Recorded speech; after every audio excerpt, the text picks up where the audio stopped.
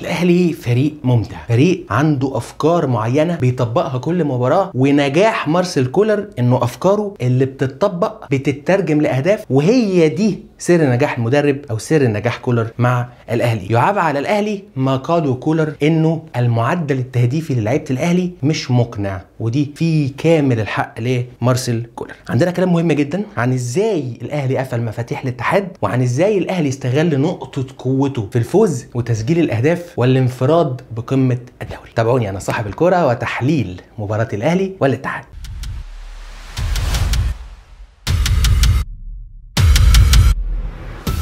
هنلاحظ مع بعض اول واهم حاجه عملها مارسيل كولر مختلفه نوعا ما عن اسلوب بناء الهجمه في مباراه غزل المحله. ايه هو؟ فريق الاتحاد عنده 3 سرعات في الناحيه الهجوميه، مروان عطيه، اوستن اموتو، واحمد عادل. فبالتالي ياسر ابراهيم بيفتح مكان اكرم اللي بيبدا يطير ويفتح الملعب لان الاهلي عايز يهاجم ويكسب. عبد المنعم بينزل في عمق الملعب، وبيخش هنا عمرو السوليه بيبص حتى بيعمل كونتاكت مع علي معلول، ابدا انت افتح وطير عشان يبقى متنفس هجومي للاهلي في مراحل بناء الهجمه. وعمرو السوليه هو اللي بيرجع يامن ظهره، ده برضو ليه جزء هجومي، وهو ان فريق الاتحاد بيلعب 4-1 في الحاله الهجوميه. بص معايا تنظيم فريق الاتحاد 4-1 ده اسلوب الدفاعي للاتحاد لما الاهلي بيكون بيبني الهجمه. وبص هنا برونو سافيو بيسحب محمود عبد العزيز ليه؟ عشان يفضي منطقه قلب الملعب. مع حاجه كمان بتحصل، ايه هي؟ ان احمد عبد القادر بيسيب الطرف اللي كان ماسك الطرف وماسك الخط في مباراه المحله. النهارده الفرقه مختلفه، فطبيعي هيحصل تغييرات وتعديلات تكتيكيه. عبد القادر ضم لقلب الملعب، وعلي معلول بيبدا يفتح، وعمرو السوليه مأمن ظهر معلول، عشان في النهايه علي معلول بيشد ويفتح. هنا احمد عبد القادر لاحظ ان هشام صلاح واقف لعلي معلول، فبدا يروح عليه عشان ياخده ويستلمه لتحت. عبد المنعم بيلعب الكره الطويله، اضطر الوينج هنا انه يرجع لورا، لكن الكره اسبق طبعا، فمحمد عبد المنعم كره طويله لعلي معلول عشان يوصله انه يستلم في مساحه كويسه يقدر علي معلول منها يصنع الفارق. رجوعا بقى او هنربط بقى بالشق الاولاني او الحاله الاولانيه اللي كنا بنتكلم عنها، ان فريق الاتحاد بيلعب 4-1 في الحاله الدفاعيه. ده معناه ايه؟ طالما في لعيب واحد بس ارتكاز في وسط الملعب، يبقى عندك مساحات يمين وشمال اللي هي بتسمى بالبوكيت، والاهلي عنده كم لعيبه يقدروا يستغلوا او يلعبوا في المنطقه دي: برونو، كريم، عمرو السوليه، بيرسي تاو، واحمد عبد الهادي. فبص هنا عمرو السوليه بيطلب الكوره في مساحه، ليه؟ عشان برونو سافيو كل دوره ان هو ياخد ويسحب محمود عبد العزيز بره نطاق اللعبه عشان تتخلق مساحه هنا لعمرو السوليه يبدا ينقل الاهلي من منطقه البوكيت من قلب الملعب استغلالا لتنظيم الاتحاد الدفاعي. مع القدره الكبيره عند محمد عبد المنعم وعند عمرو السوليه وعند علي معلول واكرم في الخروج بالكوره، فبتقدر تضرب التنظيم الرباعي اللي تحت اوستن اموتو، فبالتالي بتتحول على واحد بس من قلب الملعب وادي رباعي الدفاع. فلاحظ معايا الانتشار الاهلي عامل ازاي. هنا اكرم جنبه بيميل برونو سافيو اللي سحب محمود عبد العزيز، بس محمود عبد العزيز عشان قرا ان في تريكه بتحصل فبدا يطلع مع كريم فؤاد عشان ما يتمررلوش في المساحه ويروح 1 على 1. فالنتيجه هنا ايه؟ ان عمرو السوليه جاي حر، ان احمد عبد القادر جاي حر، والاثنين بيستلموا في قلب الملعب في المنطقه اللي انا كنت بقول لكم عليها انها فاضيه، وكولر ركز عليها بسبب تنظيم فريق الاتحاد. تاني لاحظ معايا تريكات كولر عشان يقدر يضرب منطقه قلب الملعب فيعمل خلل لفريق الاتحاد. بص هنا كريم فؤاد اللي عمل سويتش مع برونو سافي في الكره دي، بص هيعمل ايه وركز في تمركزه. هو هنا متمركز في الهاف سبيس عشان يسحب المدافع فيطلع معلول، وبيرسي تاو بين قلبين الدفاع طبيعي بحكم مركزه. بص مع سير اللعبه وتمركزه في الهاف سبيس هو عمل ايه؟ بص على الراجل ده محمود عبد العزيز اللي هو ارتكاز 6 بتاع فريق الاتحاد، ولاحظ معايا سير اللعبه واربط التحرك ده مع بيرسي تاو مع تمركز محمود عبد العزيز. هتلاقي هنا ان كريم فؤاد استلم محمود عبد العزيز، وهنا عبد القادر طلع خالد الغندور، فبقى قلب الملعب برده بالمنظر اللي انتم شايفينه ده. فمين بينزل؟ بيرسي تاو بيبدا يتحرك عشان يطلب الكره عشان تقدر تضرب خطوط الاتحاد وتتحول بشكل مباشر على دفاعه. تاني نفس الكلام، كل هدف الاهلي ايه؟ هو كده واحد، وادي رباعي، وادي واحد ارتكاز، وادي رباعي الدفاع، زي ما دايما بنتكلم. وركزوا ان ده دايما الشكل النمطي لفريق الاتحاد. محمود عبد العزيز اهو، والاهلي عايز يطلع عن طريق او يستغل الراجل ده برونو سافيو لاعب رقم 10. بص هنا بيرسي تاو نزل بقلب هجوم، نزل لتحت، فبص البادي لانجوج بتاعت محمود عبد العزيز هيبدا يطلع مع بيرسي تاو، بدات توسع المساحه ما بين الدفاع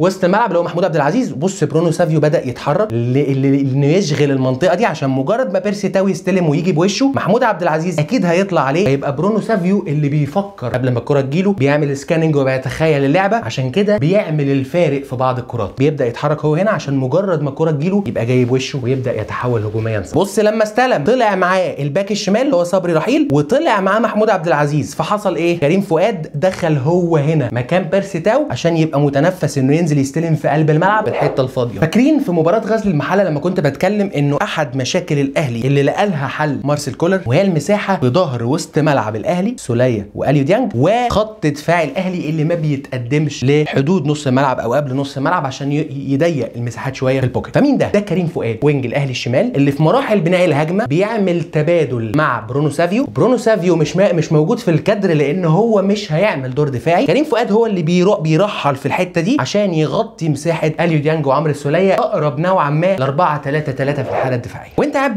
بتفكر كده في مباراه الاهلي والاتحاد قبل الماتش تقول ايه؟ مين هم مفاتيح الخطوره في الاتحاد اللي ممكن يزعجوا الاهلي؟ اول اسم هيجي في بالك احمد عادل، عنده سرعات ومهارات فرديه. انا عندي تحفظات كتير على اللاعب ده لانه مجهوده كبير ومهارته الفرديه عاليه لكن انتاجيته قليله جدا، لكن في النهايه ممكن يزعج دفاع الاهلي. فبالتالي كولر عمل ايه؟ بص الجنب بتاع احمد عادل ده، احمد عادل دايما على طول اكرم توفيق لازق في ظهره، ودايما ياسر ابراهيم بيرحل عشان يغطي مساحته عشان ما يعديش من اكرم، عشان لو عدى من اكرم يلاقي واحد تاني فيمنع موقف واحد ضد واحد. مع ميل اليو ديانج مع الضغط اللي بيعمله كريم فؤاد الغلس في الضغط مع برونو سافيو اللي بيرحل عشان يبقى موجود في المنطقه دي فيحجب الرؤيه على حامل الكوره. مفيش حلول، فاضطر محمود عبد العزيز ارتكاز وسط ملعب الفريق الاتحاد انه يستلم الكوره، بس استلمها ازاي؟ استلمها وظهره للملعب مش كاشف اي حاجه، فمرر الكوره لورا لمروان عطيه فاتخطفت من بيرسي تاو لان الراجل بيمرر مش كاشف الملعب مش شايف اي حاجه بيتخلص من الكوره، فتحول الاهلي ب2-2 عشان يسجل جول في اول 10 دقائق. اخيرا عوده دبابه الاهلي حمدي فتحي اللعيب الاكثر نضجا تكتيكيا على مستوى لعيبه وسط الملعب. دي هجمه للاهلي وتم افتكاكها من لعيبه الاتحاد. اول واحد طالع يضغط هو اكرم توفيق نظرا لقوته وقدراته البدنيه فهيطلع مش هيهمه عشان يعمل مرحله الضغط. هل كل مره اكرم توفيق هيطلع فيها لازم هيفتك الكوره؟ طبعا لا، خصوصا لو في تقارب في المسافات والمساحات من لعيبه الاتحاد. الراجل ده سند على الراجل ده فخرج خلاص اكرم توفيق من الجيم. ده اليو ديانج وده حمدي فتحي، فلو اتمررت الكوره في ظهرهم خلاص كل سنه وانت طيب اتضرب وسط ملعب الاهلي. بس لاحظ معايا قيمه حمدي فتحي. ده اكرم توفيق بالمناسبه. مين ده بقى؟ ده محمود متولي قلب دفاع الاهلي اليمين. ايه اللي يخلي محمود متولي يطلع لبعد نص الملعب يعني الثلث الوسطاني من ملعب الاتحاد عشان يضغط على الراجل ده؟ عشان حمدي فتحي رايح يخش في قلب الملعب لان عبد المنعم بيرحل. حمدي فتحي بادواره التكتيكيه نازل هو يقفل عمق وقلب الملعب. فلاحظ معايا في الكادر اللي بعده هتلاحظ عبد المنعم رايح يقفل على مابولولو وهنا حمدي فتحي مراقب ابراهيم حسن وداخل في قلب الملعب كانه قلب دفاع تاني. فبالتالي ما بقتش كفريق الاتحاد عارف تضرب بين الخطوط.